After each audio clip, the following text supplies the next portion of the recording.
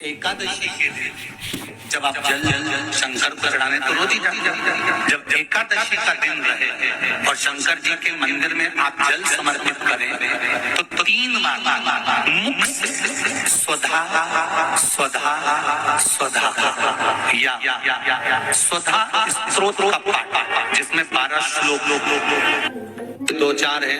पैसा तो आ रहा है पर घर में टिक नहीं रहा, डॉक्टर में, पुलिस में, एक्सीडेंट आदि में, कहीं गलत जगह पर व्यसन में अगर पैसा जा रहा है, जुए में, मांसाहार, मदिरा पान, या कहीं आया पैसा आने में कमी नहीं, आ रहा है पर टिक नहीं रहा, रुक नहीं रहा, कोई मांगने आ गया, दे दिया, फिर वहां से अपने पास नहीं आ रहा, अपन कह रहे हैं भैया हमारा पैसा लौटा दो, नहीं आ रहा। तो महाराज शिव महापुराण की कथा कहती है एकादशी के दिन गंगा के जल में मात्र 7 बेलपत्री डालकर जो नंदीश्वर भगवान अर्थात जो शंकर जी के शिवलिंग के सामने नंदी होता है, उस नंदी के चरण पर गंगा का जल चढ़ाकर बेलपत्री शिव पर समर्पित कर देता है, उसके घर में रुपया रुकना चालू हो जाता है, फिर वो गलत जगह पर नहीं जाता, गलत स्थान पर वो धन जाएगा ही नहीं।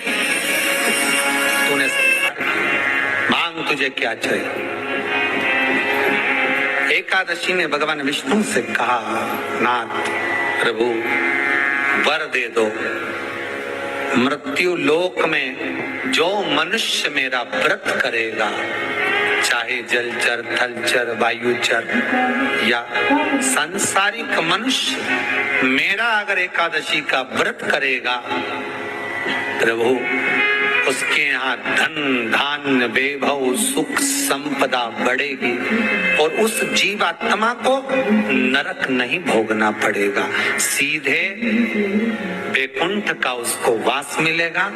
जब जीव आत्मा को लेकर चला जाएगा, यम के दूत जब बंदी बनाकर ले जा रहे होंगे उस जीवात्मा को जिसके प्राण छूटे होंगे, यम के दूत जब बंदी बनाकर ले जा रहे होंगे, तब मुझे वर दो कि मैं इसका हाथ पकड़कर बेतरनी से पार उतार कर सारे नरकों से निकालती हुई आपके धाम में लेकर आऊं। भगवान ने वर दे दिया, तथास्तु। हे एकादशी सुनो, मृत्यु लोक का मनुष्य अन्न का त्याग कर कर, क्योंकि अन्न में एकादशी के दिन पाप पुरुष रहता, अन्न का त्याग कर कर एकादशी के दिन जो मनुष्य तुम्हारा व्रत धारण करेगा, उस व्रत को करेगा और उस व्रत को धारण करेगा, उसकी मनोकामना पूर्ण होकर वो मेरे ही धाम को जाएगा।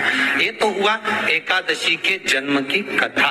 एकादशी के दिन गंगा के जल में मात्र 7 बेलपत्री डालकर जो नंदीश्वर भगवान अर्थात जो शंकर जी के शिवलिंग के सामने नंदी होता है, उस नंदी के चरण पर गंगा का जल चढ़ाकर बेलपत्री शिव पर समर्पित कर देता है, उसके घर में रुपया रुकना चालू हो जाता है, फिर वो गलत जगह पर नहीं जाता, गलत स्थान पर वो धन जाएगा ही नहीं। बेटा अगर व्यसन में पड़ा हुआ है, मदिरा पान में पड़ा हुआ है, मांसाहार में, जुए आदि में जा रहा है, तुम्हें लग रहा है कि मेरा बेटा गलत मार्ग पर जा रहा है, ये मित्र दोस्ती गलत हो रही है, वो सही जगह पर आ जाए। करना है एकादशी।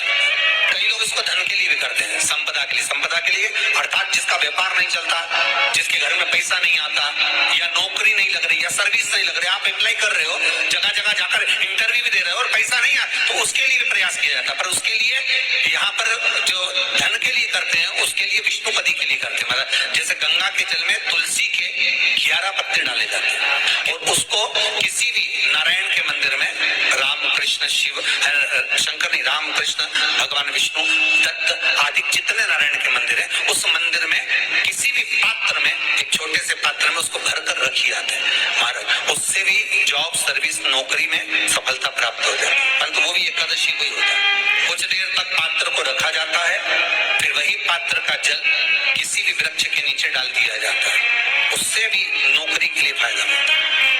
गंगा का जल कोई साधारण नहीं।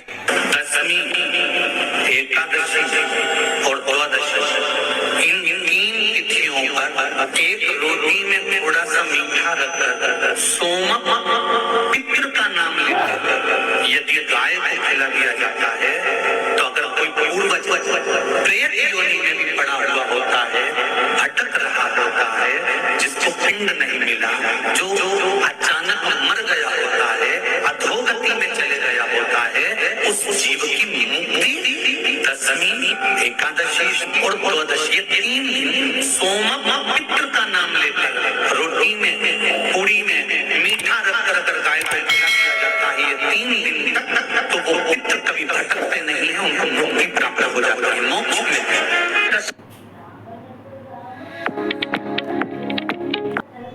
नहीं, एकादशी है कौन, क्यों इसकी इतनी प्रधानता है, क्यों इसकी पुण्यता है, ऐसा क्या है एकादशी में जो इसकी पुण्यता मानी जाती है? कौन है ये जो भगवान नारायण तक एकादशी का व्रत करते हैं? सुभद्रा जी को भगवान जगन्नाथ ने, जगदीश ने एकादशी का व्रत कराया था। बद्री नारायण भगवान को माता लक्ष्मी ने एकादशी का व्रत कराया था। क्यों?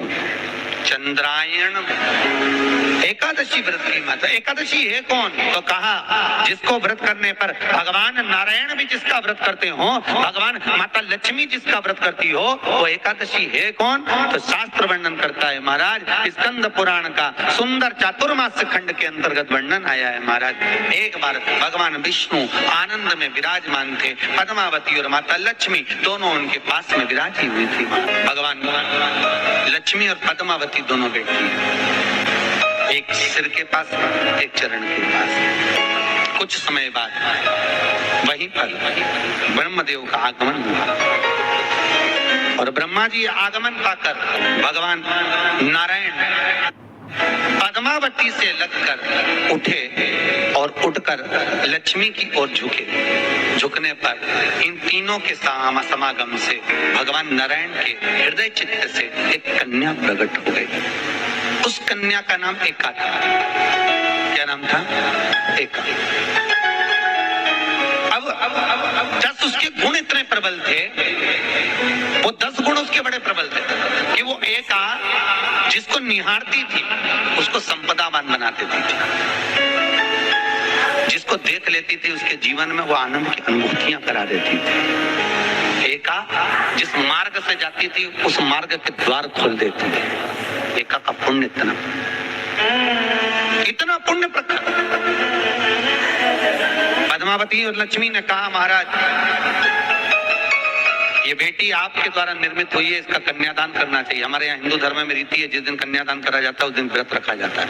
अब आजकल रखते कि नहीं रखते मालूम नहीं, और कन्यादान करते समय व्रत रखा जाता है। व्रत रखना, एका का कन्यादान करना है। भगवान बोले कन्यादान करें, किसको दें? एका किसको दी? एका